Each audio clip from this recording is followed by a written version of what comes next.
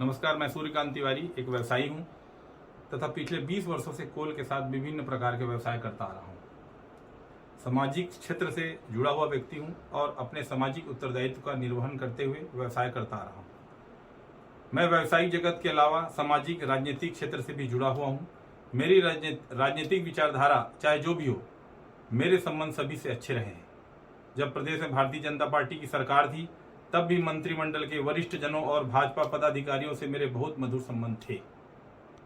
भाजपा के शासन के 15 वर्षों में भी मैं एक कारोबारी था और आज भी हूँ। हाल ही में 30 जून 2022 को हमारे यहाँ आयकर विभाग द्वारा सर्च और सर्वे ऑपरेशन किया गया, जिसे आमतौर पर मीडिया में IT रेड के नाम से पुकारा जाता है। आयकर विभाग की टीम हमारे यहाँ से अपना सर्च एवं सर्वे ऑपरेशन संपन्न करके चली गई। मुझे यह मीडिया के माध्यम से पता चला है कि पूर्व मुख्यमंत्री आदरणीय डॉक्टर रमन सिंह जी ने मेरे घर हुए आयकर रेड के आधार पर मुझे गिरफ्तार किए जाने की मांग की है।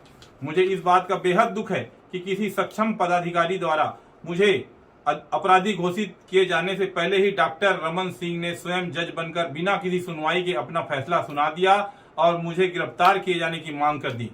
डॉक्टर रमन सिंह एक वरिष्ठ राजनेता है, 15 वर्षों तक प्रदेश के मुख्यमंत्री और उससे पूरे 2 साल तक केंद्रीय राज्य मंत्री रहे हैं।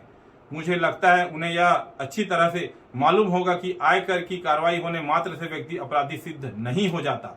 आज मेरे जो भी व्यावसायिक प्रतिष्ठान हैं और वे कोई आज से नहीं चल रहे हैं। मैं 2002 से कोल व्यवसाय में काम कर रहा हूं और ये बात डॉक्टर रमन सिंह जी एवं सभी लोग अच्छे से जानते हैं। मेरे घर पर आयकर द्वारा जो सर्च एवं सर्वे किया गया, उसमें अगर कोई भी संपत्ति प्रश्नाधीन होती है या कहीं टैक्स संबंधी कोई बात आती है तो उसे निराकरण की एक निर्धारित व्यवस्था है। यदि हमारे प्रतिष्ठानों पर कोई टैक्स दायित्व निकलेगा तो उसे हम चुका देंगे। हम व्यापारी हैं, कोई अपराधी नहीं है। डॉक्टर रमन सिंह जी, फिर भी यदि आप मुझे अपराधी घोषित करके जेल में डलवाना चाहते हैं तो मुझे स्वीकार है, लेकिन जेल के जिस सेल में मैं रहूंगा उसके ठीक बाजू वाले सेल में आपको भी रहना होगा, क्योंकि आपका कार्यकाल भी कोई बेदाग नहीं रहा है। आपके कार्यकाल में आपके मंत्रियों पर जमीन की भारी मात्रा में अफरा तफरी के आरोप लगे थे, उसके लिए आपको भी जेल जाना चाहिए। आपके पुत्र अभिषेक सिंह उर्फ अभिषाक सिंह के नाम से पनामा पेपर्स रंगे हुए थे। टैक्स हेवन देशों में बैंक खाते खोलकर अपनी काली कमाई छिपाने के आरोप लगे थे। आपकी जिम्मेदारी भी आपको स्वीकार करके जेल जाना चाहिए। आपके कार्यकाल में हजारों करोड़ रुपए का नागरिक आपूर्ति निगम घोटाला हुआ था। आपकी ही जांच एजेंसी EOW ने जो डायरी जब्त की थी उसमें स्पष्ट उल्लेख था कि किसी भी सीएम को पैसे दिए जाते थे, उसके लिए आपको नैतिकता के आधार पर जेल चले जाना चाहिए। प्रदेश के बच्चे में चर्चा थी कि सीएम हाउस में बैठे आपके कुछ स्वजन प्रदेश में तबादला उद्योग चला रहे हैं और इतनी कमाई कर रहे थे कि घर पर आपको नोट गिनने की मशीन लगानी पड़ी थी। आपने अपने दामाद डॉक्टर पुनीत गुप्ता को दहेज में DK हॉस्पिटल दिया था, जिसने वहां मनमानी की, भारी भ्रष्टाचार के आरोप पर घिर गए थे। आपकी विभागीय मंत्री भी जिसके सामने नहीं चलती थी। ऐसे दामाद को फ्री हैंड देकर जनता के पैसों की लूट का अवसर आपने उसे दिया, उसके लिए आपको जेल जाना चाहिए। आप, आपके बेटे, आपकी धर्मपत्नी, आपके कुनबे के लोग, आपके मंत्रिमंडल के लोग, पार्टी के पदाधिकारी चिट फंड कंपनियों के ब्रांड एम्बेसडर बने हुए थे। उनके कार्यक्रम में जाते थे। आपकी सह पर चिट फंड कंपनियां प्रदेश के भोले भाले लोगों को हजारों करोड़ रुपए लूट कर भाग गई और बेचारे एजेंटों को आपने अपराधी बनाकर जेल में डाल दिया। इसके लिए भी आपको जेल जाना चाहिए। आपकी सरकार की घनघोर लापरवाही, अव्यवस्था और कांग्रेस मुक्त भारत के लक्ष्य के चलते 2013 में जीरम घाटी कांड में हमारे नेता, सुरक्षा बलों के जवान मारे गए। उसके खून का दाग आपके दामन पर है डॉक्टर रमन सिंह जी, आपको उसके लिए भी जेल जाना चाहिए। आपके शासनकाल में आपकी सरकारी मशीनरी ने कई माओं के गर्भाशय निकाले। मोतियाबंद के ऑपरेशन के नाम पर कई लोगों को अंधा बना दिया गया। झलियामारी जैसे कांडों में बच्चियों का यौन शोषण किया गया, उसके लिए भी आपको जेल जाना चाहिए। डॉक्टर रमन सिंह जी, आपको अच्छी तरह से याद होगा कि उनके शासन काल में उनके करीबी व्यवसायियों पर भी आयकर के छापे की कार्रवाई हुई थी। उस हिसाब से उनके शासन काल में जितने भी आयकर छापे छत्तीसगढ़ में पड़े, उन सभी को जेल भेजा जाना चाहिए था। मैं मीडिया के माध्यम से डॉक्टर रमन सिंह जी से पूछना चाहता हूं कि जब आप प्रदेश में 15 साल तक सत्ता में थे, मैं उस समय भी व्यवसाय कर रहा था। आपसे, आपके मंत्रिमंडल के लोगों से, पार्टी के नेताओं से मेरे उस समय भी संबंध मधुर थे। क्या आपने या आपके किसी मंत्री ने मेरी उस समय कोई भी अनुचित मदद की थी? मेरे सभी से मधुर संबंध रहे हैं। न तो मैंने कभी उस समय किसी की सहायता ली और न आज किसी की सहायता ले रहा हूं। मैं एक स्वाभिमानी छत्तीसगढ़िया आदमी हूं। छत्तीसगढ़ की मिट्टी में मैंने जन्म लिया, मेहनत की रोटी कमाता हूं और सभी को अपना समझता हूं। मुझे अब बात समझ नहीं आ रही है, डॉक्टर रमन सिंह आयकर विभाग की इस कार्रवाई को क्यों राजनीतिक रंग देना चाहते हैं। मैं आपको बताता हूं डॉक्टर रमन सिंह जी क्यों इसे राजनीतिक रंग दे रहे हैं।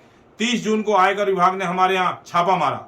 आयकर की छापामार टीम ने हमारे यहाँ घर पर छापा बोला, हमारे घर के लोगों को भयभीत किया। आयकर की टीम को अधिकार नहीं होता कि वो सर्च एवं सर्वे की कार्रवाई के दौरान किसी से मारपीट करे, लेकिन मुझे आयकर टीम द्वारा मारपीट की गई। 3 दिन तक मुझे सोने नहीं दिया गया। मुझे बहुत प्रकार से मेंटली और फिजिकली टॉर्चर किया गया। आयकर टीम के अफसरों ने मुझ पर दबाव बनाया कि मैं किसी प्रकार से अपने व्यवसाय में मुख्यमंत्री सचिवालय की उप सचिव श्रीमती सौम्या चौरसिया का नाम जोड़ दूं, बयान दे दूं उनके खिलाफ। परंतु जब मेरे किसी भी व्यवसाय से उप सचिव सौम्या चौरसिया जी का कोई संबंध ही नहीं, तो मैं ऐसा झूठा बयान कैसे देता। श्रीमती सौम्या चौरसिया से मेरे पारिवारिक संबंध है। उनके घर के सभी लोग मुझे जानते पहचानते हैं। उनसे मेरी बीच बीच में टेलीफोनिक बात भी होती है। मैं जब कभी जनता के काम करवाने के लिए मुख्यमंत्री कार्यालय जाता हूं तो कई बार मेरी उनसे भेंट और मुलाकात होती है। श्रीमती सौम्या चौरसिया अकेली अधिकारी नहीं है जिनसे मेरे अच्छे संबंध है। प्रदेश के भाजपा शासन के और वर्तमान शासन के अन्य अधिकारियों से भी मेरे संबंध हैं। श्रीमती सौम्या चौरसिया मेरे घरेलू संबंध, सामाजिक संपर्क है। मेरे व्यवसाय से उनका दूर दूर तक कोई संबंध नहीं है। परंतु आयकर विभाग वाले किसी भी तरह से मुझे साम दाम दंड भेद से यही कहलवाना चाहते थे। इसलिए उन्होंने मुझे प्रदेश में सत्ता परिवर्तन करके मुख्यमंत्री बनने तक का प्रस्ताव दिया। मुझे आयकर की टीम के अफसरों ने यह भी अकेले में कहा कि प्रदेश के 40 से 45 विधायकों से मेरे बहुत अच्छे संबंध हैं, उनकी एक सूची बना लूं। बाकी विपक्ष के विधायक के सहयोग से प्रदेश में सत्ता पलट हो जाएगी और आपको मतलब मुझे छत्तीसगढ़ का एक नाथ शिंदे बना देंगे। इसके लिए मुझे अपने व्यवसाय से श्रीमती सौम्या चौरसिया का नाम जोड़कर बयान देने कहा गया, जिससे मैंने साफ इनकार कर दिया, जिसके कारण हमें आयकर वालों ने इतना टॉर्चर किया। मैं एक व्यवसायी हूं। लोकतंत्र में और इस देश के संविधान में, इस देश के कानून में मेरा पूरा विश्वास है। मेरे साथ आयकर विभाग के लोगों ने जो भी किया है, जितना भी मुझे टॉर्चर किया, मुझ पर अमानवीय दबाव डालकर जो भी झूठे बयान दिलवाने का प्रयास किया गया, उसके विरुद्ध मैं न्यायालय की शरण में जाने वाला हूं। कितने दुख की बात है कि केंद्रीय एजेंसियां केंद्र सरकार के एजेंट के रूप में विपक्ष शासित राज्यों में तख्ता पलट करने के लिए इस हद तक गिर गई हैं। इसीलिए आज देश में धारणा बन गई है कि केंद्रीय एजेंसियां विपक्ष का दमन करने का हथियार बन गई है। केंद्रीय एजेंसी कार्रवाई करती है, डॉक्टर रमन सिंह या धर्म कौशिक जैसे बड़े लोग उसे राजनीतिक रंग देकर उसका लाभ उठाने का प्रयास करते हैं, जो कि उचित नहीं है। यदि किसी प्रकार के नियम कायदों को लेकर कोई चूक हुई है तो उसे सुधारा जा सकता है। उसके लिए एक राजनीतिक तमाशा खड़ा करने की कोई आवश्यकता नहीं है। यदि व्यापारी होना, कारोबार करना गुनाह है, यदि जीवन में उन्नति करना अपराध है, यदि नियम कायदों की चूक हो जाना अपराध है, तो मैं बेशक अपराधी हूं और मुझसे वैसा ही बर्ताव किया जाए जैसे एक अपराधी से किया जाता है। मुझे कोई आपत्ति नहीं है। जो भी कानूनी व्यवस्थाएं होंगी मैं उसको पूरा करूंगा, पूरा करता आया हूं। लेकिन कृपा करके मेरे घर पर पड़े आयकर छापों को राजनीतिक खेल मत बनाइए, उसे सियासी रंग मत दीजिए। मुझ पर यह उपकार कीजिए, मेरे घर पर पड़े इन छापों को बढ़ा चढ़ाकर ना देखा जाए। इसे आयकर विभाग की कार्रवाई रहने दिया जाए। इसकी मनचाही व्याख्या मत कीजिए, मनचाहे अर्थ मत निकालिए। और मैं आज आप सभी के माध्यम से स्पष्ट कह रहा हूं कि यदि मेरे साथ, मेरे परिवार के साथ कोई अपघात होता है, किसी सदस्य के साथ कोई दुर्घटना होता है, तो उसके लिए केंद्रीय आयकर विभाग तथा प्रदेश भाजपा के वे नेता जिम्मेदार होंगे जो प्रदेश में सत्ता परिवर्तन के लिए मुझे बलि का बकरा बनाने की साजिश कर रहे हैं। मैं महात्मा गांधी के आदर्शों पर चलने वाला व्यक्ति हूं। मैं अन्याय के खिलाफ आखिरी सांस तक लड़ूंगा। मैं झूठ के खिलाफ अपने आखिरी दम तक संघर्ष करता रहूंगा। धन्यवाद। जय हिंद, जय छत्तीसगढ़, जय भारत।